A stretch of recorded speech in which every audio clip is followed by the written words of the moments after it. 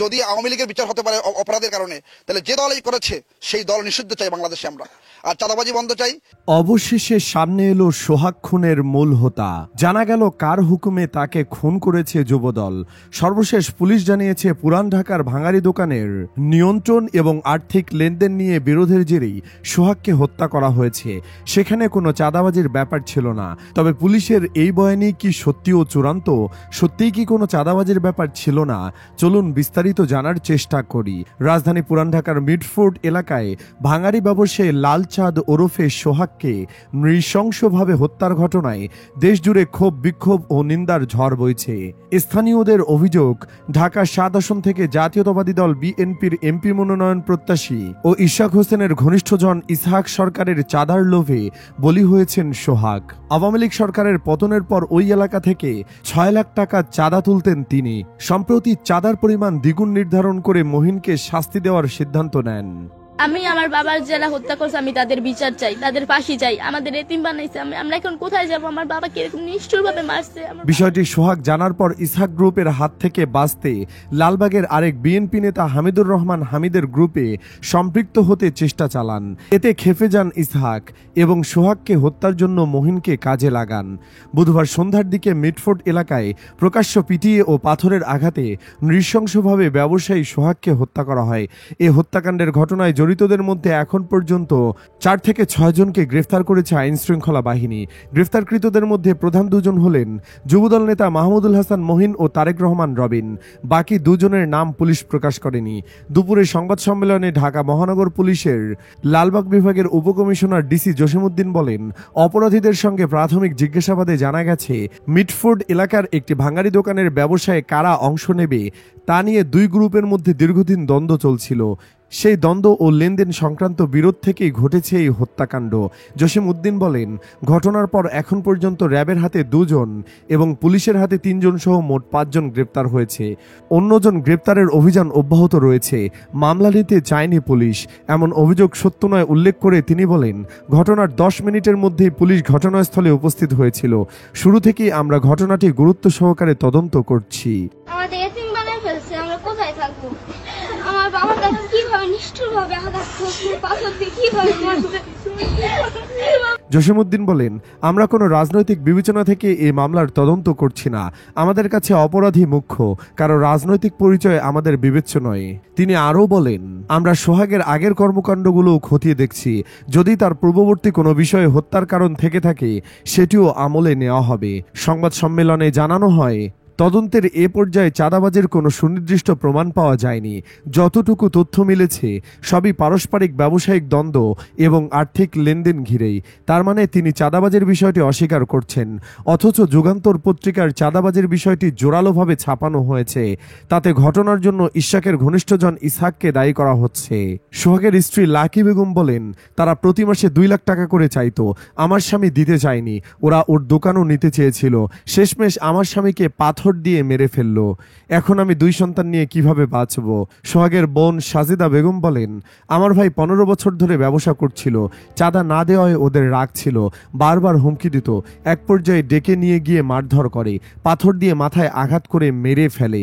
তার মানে এখানে স্পষ্টভাবেই চাঁদার বিষয়টি আছে, তবে সেটি অন্যদিকে মোড় ঘুরিয়ে দেওয়া হচ্ছে। পুলিশ ও স্থানীয় বাসিন্দারা সিসিটিভি ফুটেজ দেখে অন্তত 6 জনের সংশ্লিষ্টতা নিশ্চিত হয়ে তাদের পরিচয় বের করেন। এর মধ্যে সারোয়ার হোসেন টিটু চকবাজার থানা যুবদলের সাবেক সদস্য, তার বাসা কেরানীগঞ্জের জিঞ্জিরায়। অপু দাস চকবাজার থানা ছাত্র দলের সদ্য সাবেক সাধারণ সম্পাদক। মনির হোসেন মিডফোর্ড হাসপাতালের আউটসোর্সিং কর্মচারী হিসেবে কাজ করেন এবং নান্নু অ্যাম্বুলেন্স ড্রাইভার। স্থানীয়দের অভিযোগ, ক্ষমতার পট পরিবর্তনের পর আসামিরা মিডফোর্ড হাসপাতালে নিম্নপদের কর্মচারী সহ বিভিন্ন অস্থায়ী পদে চাকরিতে নিয়োগ, ঔষধ ব্যবসায়ীদের কাছ থেকে চাঁদাবাজি ও ফুটপাত থেকে বড় অঙ্কের চাঁদা আদায় করে আসছেন। আসামিদের সঙ্গে মিডফোর্ড হাসপাতালের জনৈক পরিচালক এবং বিএনপি নেতা মরহুম নাসির উদ্দিন পিন্টুর স্ত্রী নাসিমা আক্তার কল্পনার সঙ্গে ছবি দেখা গেছে। নিহতের পরিবার সূত্রে জানা যায়, সোহাগের বয়স যখন মাত্র 7 মাস তখন বজ্রপাতে মৃত্যু হয় তার বাবা আইয়ুব আলীর। এরপর জীবিকা নির্বাহের তাগিদে মা আলিয়া বেগম শিশু সোহাগ ও তার আরও 2 কন্যা সন্তানকে নিয়ে বরগুনা ছেড়ে রাজধানী ঢাকায় পাড়ি দেন। ওই সময় থেকেই সোহাগ ঢাকায় বসবাস করতেন। তিনি দীর্ঘদিন ধরে ঢাকার মিডফোর্টে মিসাস সোহানা মেটাল নামে একটি দোকান দোকান চালিয়ে জীবিকা নির্বাহ করে আসছিলেন। ওই ব্যবসা প্রতিষ্ঠান থেকে প্রতি মাসে 2 লাখ টাকা চাঁদা দাবিকে কেন্দ্র করেই অভিযুক্তদের সঙ্গে দ্বন্দ্ব শুরু হয় তার। চাঁদার টাকা দিতে রাজি না হয় একসময় সোহাগের ব্যবসা প্রতিষ্ঠান তালাবদ্ধ করে দেয় অভিযুক্তরা। বুধবার বিকেলে বাসা থেকে ডেকে নিয়ে চাঁদার দাবিতে সোহাগকে আটকে রেখে দফায় দফায় চাপ প্রয়োগ করা হয়। এতেও চাঁদা দিতে অস্বীকৃতি জানালে সোহাগকে নির্মম ও নিষ্ঠুরভাবে পাথর মেরে হত্যা করা হয়। নিহত সোহাগ তার স্ত্রী সন্তান নিয়ে ঢাকার জিঞ্জিরা কদমতলী কেরানীগঞ্জ মডেল টাউন নামক এলাকায় বসবাস করতেন। তার গ্রামের বাড়িতে কেঁদে কেঁদে তার মেয়ে বলেন, আমরা এখন এতিম হয়ে গেছি, আমরা এখন কোথায় গিয়ে দাঁড়াবো? বাবাকে যারা হত্যা করেছে আমরা তাদের বিচার চাই। প্রতিবাদে বরগুনায় মানববন্ধন ও প্রতিবাদ সভা হয়েছে।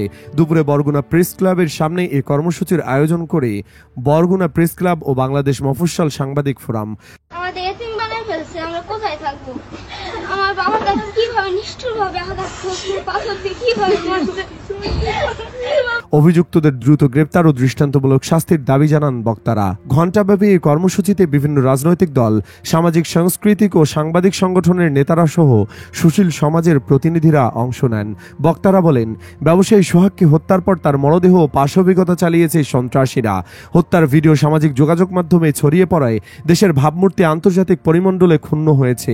তারা বলেন, সন্ত্রাসীদের নির্দিষ্ট কোনো দল নেই, এরা ক্ষমতাসীনদের ছত্রছায়ায় থাকে। দলীয় পদপদবি দিয়ে তাদের পৃষ্ঠপোষকতা দেওয়া হয়।